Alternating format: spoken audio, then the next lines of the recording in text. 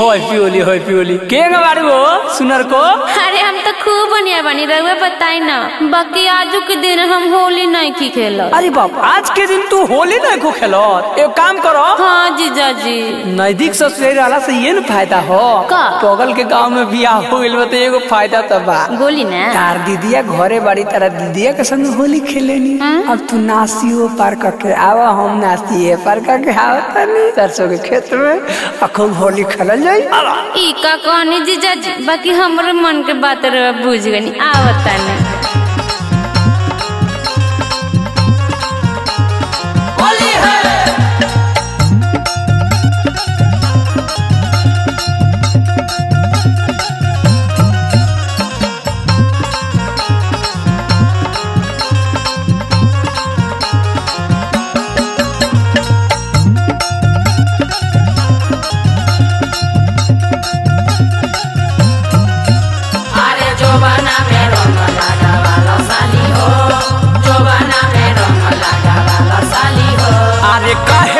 साली तू हमसे नाराज हो, हमसे नाराज हो, हमसे नाराज हो। अरे डाले दराना वहाँ होली हो आज हो, होली हो आज हो, होली हो आज हो। अरे काहे बारू साली तू हमसे नाराज हो, डाले दराना वहाँ होली हो आज हो।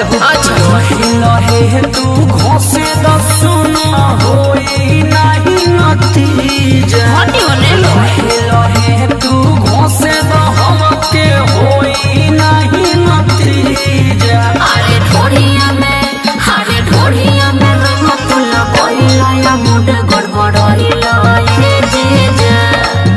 अरे सरसों के खेत में बोलहिला या रंग वाला कोइला ये जीजा।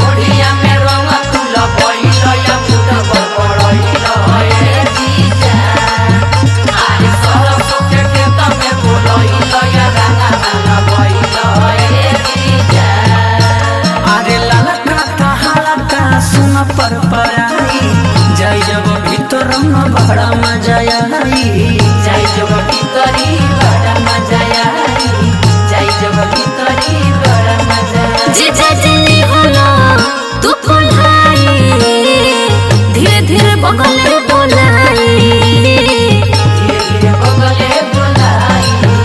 अरे साली हो हक बया रखी आई तो के पीजा।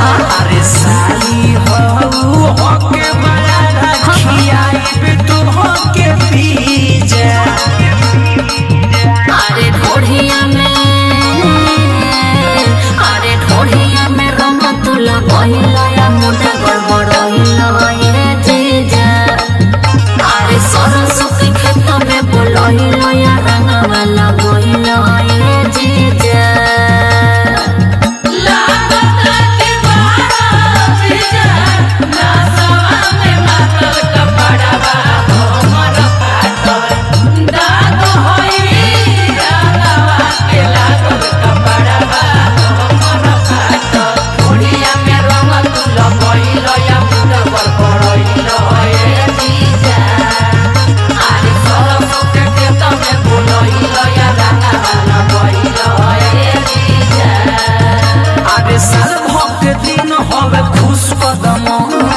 प्यार से लिया बानी ब्रांडेड रंग, प्यार से लिया बानी ब्रांडेड रंग, प्यार से लिया बानी ब्रांडेड रंग। जाने दे दिया तुम्हारे लागी, हमके छोलने से दागी, हमके छोलने से दागी।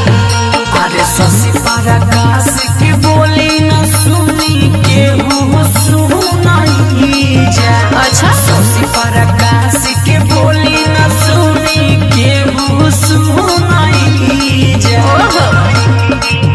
अरे ढोढ़िया में रंग तुला कोइला या मुड